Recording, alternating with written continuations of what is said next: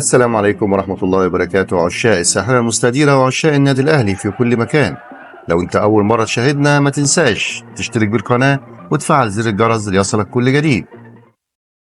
كشف تقرير صحفي اليوم عن موقف الجنوب أفريقي بيرسي تاو لاعب النادي الأهلي من خوض مواجهة الزمالك المقرر لها 15 إبريل الجاري المؤجلة من الجولة العاشرة لبطولة الدوري المصري.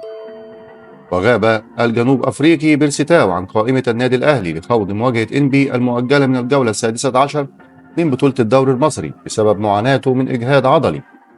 وبحسب ما نشرته جريدة الوطن فإن الجنوب أفريقي بيرسي تاو لاعب النادي الأهلي سيكون جاهز لخوض مواجهة زد المقرر لها الخميس المقبل، ما يعني جاهزيته لخوض لقاء الزمالك الاثنين المقبل في بطولة الدوري المصري.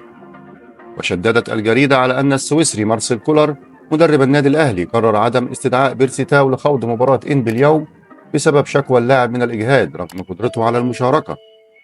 يذكر أن بيرسي تاو لم يشارك في انتصار النادي الأهلي على سيمبا التنزاني بثنائية نظيفة الجمعة الماضي في إياب ربع نهائي دوري أبطال أفريقيا.